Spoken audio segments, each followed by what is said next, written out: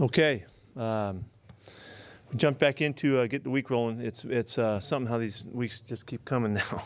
It's amazing pace that we stay at, and the guys are looking forward to being home again and trying to see if we can play a good football game. We're playing against a team a New Orleans team that is really, really well balanced. Over the years, they've been winners, and you all know that, and champions and all that. But Sean's got a team. They're good on offense. They're good on defense. They run the football. They protect the quarterback. They play defense, and they attack the heck out of it. They lead the league in sacks. They got a really good kicking game, the best probably we've seen to date. Speed and toughness and all of that in scheme. So it's a game that calls for us to play really solid across the board. Everybody's got to show up. Everybody's got to do well, because these guys can get you a lot of ways. So we have a lot of respect for this opponent, and it's great for us. We need to play good ball across the board too, and see if we can put together a good game. So it should be an exciting one.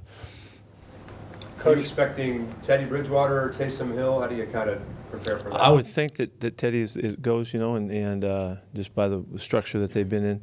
But Taysom Hill is a nice football player, and we haven't seen him play quarterback that much, but I know he's on the roster like that, can do that. So just have a lot of respect for him. They've got one of the most exciting players in the NFL in Alvin Kamara. He's an incredible football player, and they use him. Sean knows how to do all of the tricks and figure out all the spots to put him in to make him a really dangerous weapon. And Michael Thomas caught 125 last year. He's already got 20 catches. They have all kinds of stuff. So it's a very difficult challenge for us. You mentioned the sacks. Cameron Jordan, how big a problem is he? Yeah, he's a monster. And Hendricks is off to a great start too. Davenport, that's why they got numbers already, and they've had numbers for a couple of years. So I'm telling you ask anybody that you may bring up, they can do stuff. That said, how concerned are you at all, or if at all, about the protection issues so far with the offense? Yeah, we're concerned. Yeah, I like what we did in the second half last week. We really caught up with the rhythm and the style, and Russ was phenomenal. But he worked together with his guys up front in really good fashion. There's numbers of reasons why, but it was great having Mike back in the lineup and giving us that stability. We got a good play out of George as well. So Mike hasn't played in a month. So George missed 3 weeks or something too. So those little issues can be concerns, and maybe we can get better. We're kind of counting on it as we stay together and keep making progress. How's DJ doing? He went through the walkthrough, and he's going to try to get some work today. He's giving me a thumbs up, like he's ready to go. We'll have to wait and see how the week goes. How many times have you had to prepare with the idea that two quarterbacks could play in a game against each other in the past? The ability of two different guys potentially. I don't know. I don't have a number for you. I can't tell you. But I know you really don't care about the number. It comes up, and some once in a while, and it just depends on how different the styles are of the players, if it makes a difference or not, and how you prepare. And really, we have not seen enough of Hill to know, how they would play him in this kind of situation. He's been spotted in and out and done a lot of really cool things, but he's a great college football player, and we know all that. I know he hasn't played a ton, but how is Teddy? Maybe similar to what you saw back in 2015. Yeah, he's really solid. I mean, he manages the game beautifully. He's experienced. He's poised. Good decision maker. I'm sure in Sean's package of stuff and all the beautiful things they do on offense, they got a ton of stuff that they'll do with him. They won't hold back. I don't think. You're comparing him to Drew Brees, who's one of the all-time players ever. So it might be different in some ways, but in one game, 1 week, we got to be ready for everything. Because Teddy can do everything. He can throw the ball down the field. He can move. He can throw the ball in the quick rhythm stuff. He has all of the ability to do that. We've fortunately seen him enough and played against him, and we have a feeling for him. But I don't know what Sean's going to do, and rarely does anybody know what he's going to do when it comes game time. Pete, Will Disley looks all the way back from the injury, is he? No question. Yeah, he is. He's back. But he continues to rehab though. I mean, he's in there every day. We go through the weight room before practice. Every day he's getting his work, still working on stuff. But he looked like he was in full form last week. Coach, you have touched on it Monday, but the confidence your younger players get from winning 2 close games, and how long does it really take those younger guys to get it in terms of? Yeah, it has been important for us. Both, one at home, one on the road, all the way across the country, the Steelers, the whole thing. That was all really important for us. Needed to get through that and then come back out of it and be able to, look back and reflect. I can't tell you how many weeks it takes, but it does take some time, and then once it hits, it usually is kind of clear. It's kind of obvious. We're not there yet. We still got a lot of work to do and all, but there's a lot of young guys playing around the league. We got a lot of young guys playing on our team, and we're counting on those guys continuing to get through it. The work that they get in special teams is really important. We have been pretty consistent on teams' first couple weeks out, and that's a good sign that the guys are settling in and feeling comfortable and not going overboard. Remember, I did throw at you about the 5 penalties, whatever it was, the first week on Rooks. We came back and did a little better, and so it's a process, and it's really kind of the magnitude of the experiences, the kind of games. We've had 2 really close games, which is really good for us to hang in there and focus and stay with it and finish the games. So we're building, and they're valuable experiences. Pete, going back to the Pittsburgh game, Bud Dupree said he apologized to Russell for the helmet-to-helmet hit. I hope that helps him. Yeah, that's a heck of a hit. I don't blame anybody on any of that kind of stuff, but that's a nice gesture by him. Have you heard anything from the league on that at all? Yes. Yeah, it was illegal. It was an illegal hit. You mentioned Sean a couple times. These coaches. No, I didn't say that right. That's how they assessed it. They didn't. It wasn't an illegal hit on the field. They didn't call it, so it wasn't. But they assessed it that if they did it again, they would have thought they should have called it. You mentioned Sean a couple times. You've coached against him a bunch. How much do you enjoy kind of matching wits with him? No, I like that. No, I mean, after a few years coaching, you look forward to these kinds of matchups, and it's one that we've been looking towards through the off season, and so. I have great respect for what he's done. He's a fantastic coach, and I like that he's sculpted and then resculpted his team a couple times over the years, and you can see the difference. And I like the balance that he has in his team now in the last 2 or 3 years as much as any time that I've seen him in the past. They're really tough on defense, and their teams are really there, and they play really hard, across the board. It's tough to deal with. It's a good experience. Good challenge for us. Coach, now that you got the first game out of the way, do you hope to see a jump out of LJ Collier in week 2? We'll see. Yeah, I would hope so. Always for everybody. He did all right first time out. It was good. It was about as much as we would hope to play him. We'll get him more as the early part of the season goes on, and he's going to have a real upside. Now he's just got to get going. He's so far behind, So we're patient with that. How much do you think he can benefit LJ playing with Hansa and Downey? Well, I think I'm hoping that playing with those 2 guys on the field will benefit for everybody, and we're kind of counting on that. But those guys should be able to give us a real nice presence outside, and that always helps the collective rush and when you're pressuring and everything. So we're just getting started there too. I can't tell you what it's going to be like or what we can do here and there. We have to figure it out as we go a little bit, and it'd be great to get Zig out there. He's really chomping at the bit finally to get out in the field, and so we'll see how it goes. How did LJ kind of handle the first game physically? He's fine. Yeah, he came through fine. No questions, no issues. Are you hoping to get David Moore back this week? Or? Yes. Yeah, there's a really good chance that David, he's got to go day to day here, but he's practicing to play. So that's a real boost for us.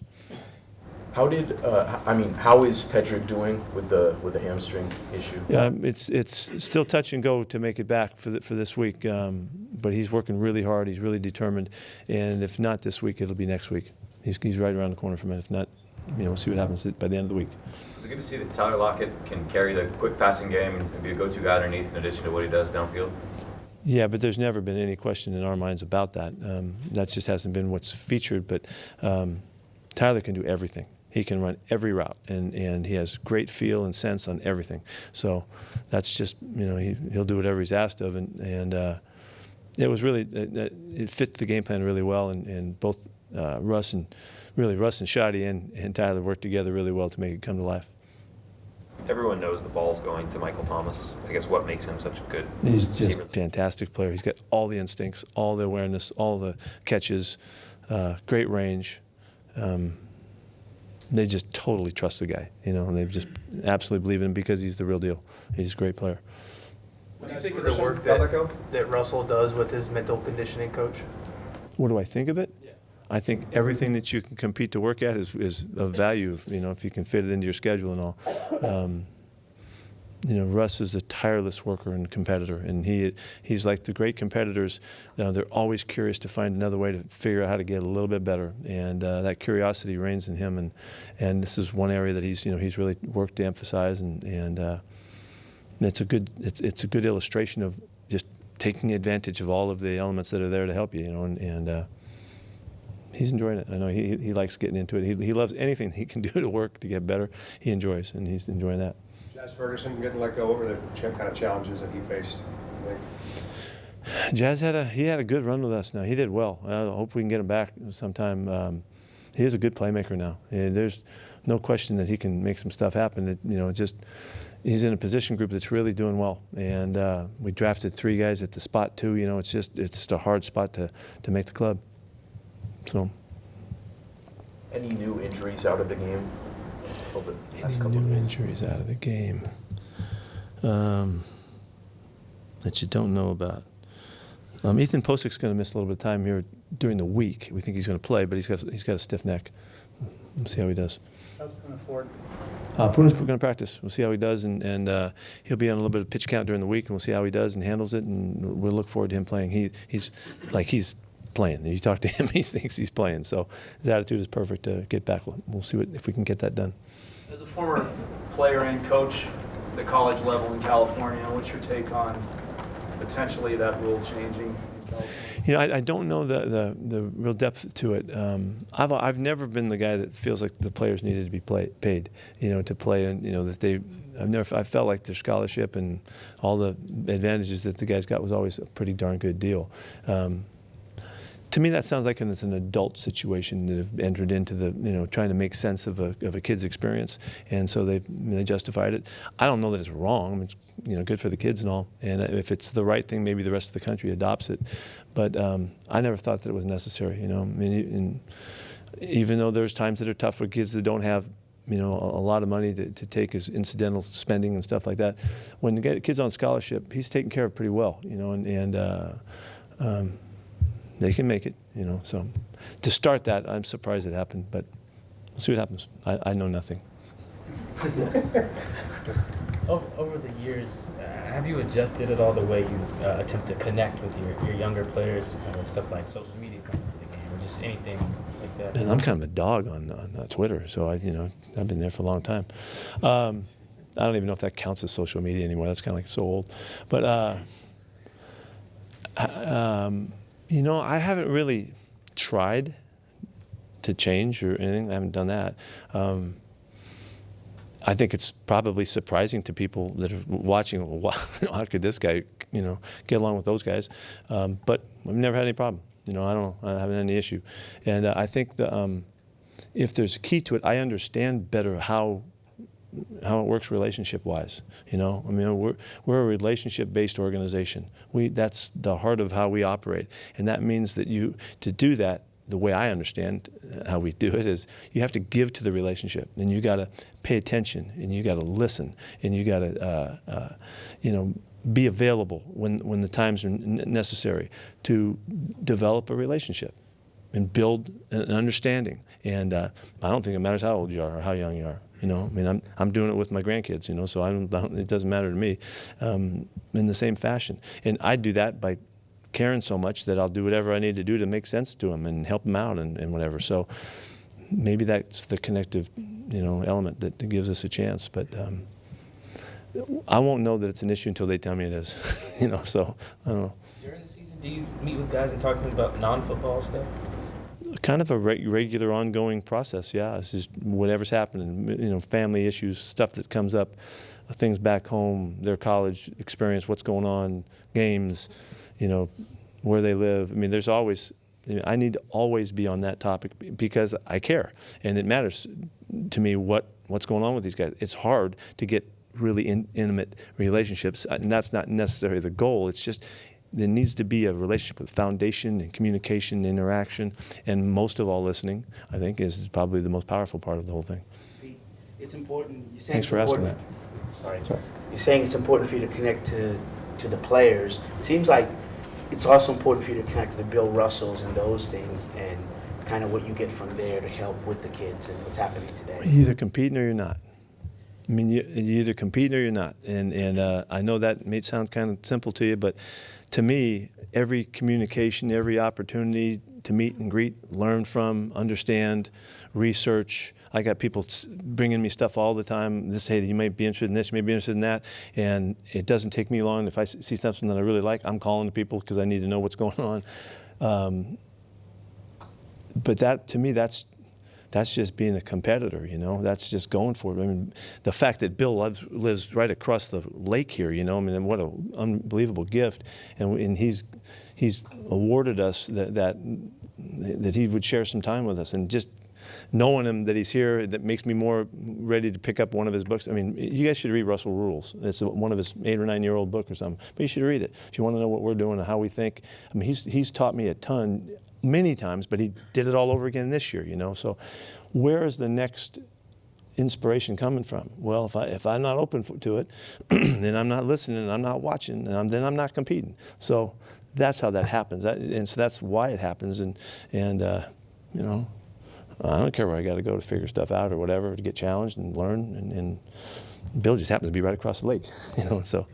How much does the mechanism of your profession in the NFL, the business, and having to make cold decisions go completely at odds with what you're trying to do, like you just said, be intimate, make relationships? Wow, that's a good question, Craig. Good for you, man. To me, it's all the same in all areas to me. The decision-making process, the analysis, the observation, and the making sense of that, the observation, and then acting on it and all that. To me, it's all the same. It doesn't matter whether we're talking about family or we're talking about kids, we're talking about business, we're talking about your house or whatever, you know, real estate, whatever you're dealing with. Because you got to listen really carefully, you got to take in all the information, and then you deal with the subjects. If it's a guy has to be released and there's a tough decision, there's a guy has to be IR'd, and you have to figure out whether, you know, you can keep him around or you can't. I mean, all those choices, they're all human issues that deserve every bit of every ounce of focus I can give to it and care. Whether it hurts me or makes my feelings, you know, I feel bad about having to go through it, I ain't worried about that. It's hurting their feelings too, and we try to go through it together. If you think about, this is worth talking about, if you think about all the stuff we've been through over the years, and all of the different instances of things that have occurred, and people saying this or doing that, and they get in trouble or they don't get in trouble, or they're exposed, you know, in some way, you know, and people don't understand them, and all that relationship stuff that is available, I'm digging in right to the middle of it, and trying to go right to the person and what's up with that person, all that I know about them, all that they need to know at the time that I can help them with, and we just make it through it. That's why you asked me, you know, how are you going to deal with it? Well, the same way we always do. Care so much that you go for it with the individual. Whether we're letting somebody go, I try to see every guy before he gets out of here. And sometimes I miss him when there's a lot of numbers and stuff, but I'm trying to see every person on the way out, because those decisions that's the most important thing in that kid's life in that day, in that moment. And he'll remember it. I remember exactly what happened when I got cut for the last time. I remember every word of it. And I don't want to misrepresent that situation or any of the other tough ones that come up. You know, and the last part of it is if you trust the people that you work with, like John and I figuring this stuff out, man, I impeccably trust him. And so when we figure stuff out and we go back and forth, and if we don't agree on it, we keep working until we do. You know, and we will, and we know that. And so both of us have to give and take, and it's no different with, you know, I think in any relationship, you got to work your way through it because you care so much. You'll take the time and you'll spend the time. And in the end of it, it feels good when you do it that way, even when it hurts. You know, so thanks for asking. You impeccably trust Schneider. Uh-oh. Is there a reason why I shouldn't? Because I can back off on that in a heartbeat if I have to now. How many people have you had in your life like that, where you have that level of trust? A lot of people. Yeah. A lot of people. To me, I mean, I think it's not hard to trust somebody when you know them, you know, and you may not agree. They may be on totally different wavelengths. But it's about being open to and receiving with who they are, where they're coming from at the time you're dealing with them, you know. And I've had a lot of people that I've dealt with over the years that other people don't see. Why would you ever be friends there? Or why do you have a relationship with that person? It just doesn't seem to fit. Well, I don't see it that way, you know. So, but my friends see it that way, and they've challenged me on numbers of occasions. So, Coach, what did this went is into cool. what went into signing Adrian? I'm blanking on his last name. Colbert. Colbert. We've had our eye on him for a couple of years, and this was a great job by John and Nolan and the guys that kept track of him to get him in a program. I mean, we really think he's got great potential. He's really fast. He's really tough. He finished his career in Miami, transferring in, and we just picked him up a long time ago. And he's one of those guys to me that demonstrates the kind of energy that we really like when he plays. He loves to run and hit now, and so he's really fast. He ran 4 threes, you know, and 211 pounds yesterday. You know, a big kid, strong kid, and he's got a spirit about him too. So he kind of fired me up. Healthy enough. He's going to practice a little bit today, and we're going to work him into it and see how healthy he is. We worked him out yesterday, and then we need to find out. In addition to the relationship with John, has it been important for you to have one with Matt Thomas as well? Absolutely. Yeah. I mean, absolutely. And to the depths of relationship. I mean, to all kinds of stuff, from as personal as you can get to business-like as you can get. You know. But again, I go back to it's the willingness to give your best quality to the relationship that gives you the most in return, you know. And so we've got to make tough decisions, and there's hard stuff, and we've philosophically battled at times and stuff. But our guys in this organization, personnel and the coaches, we're connected. There's a lot of organizations where they're on different floors, and I don't believe in that. I don't think that's what gets you the chance to have the best interaction and the most information, you know, and all that, and best process. So we don't do it that way here. So Matt's right in the middle of everything. Yeah. How's Nico Thorpe? He's kind of like Tedrick, and he's not sure. We're not sure if he can make it back or not. He'll work through the week, and we'll see. And we miss both those guys, but they're both kind of on the same situation right now. Last time you saw Bridgewater was in the coldest game in Minnesota history. Is that too long ago, or too weird, or do you look at that film about get a sense of him? No, I remember that game pretty well. And that's why I feel very familiar with him. It was a big playoff game and all that kind of stuff, and we really went into depths with him. So I have a good sense for him. That was really cold, wasn't it? He came out without his coat. Yeah, he did. He sure did. Took his shirt off, the whole thing. Just showing he's a stud like always, and did it again. Okay. Thank you.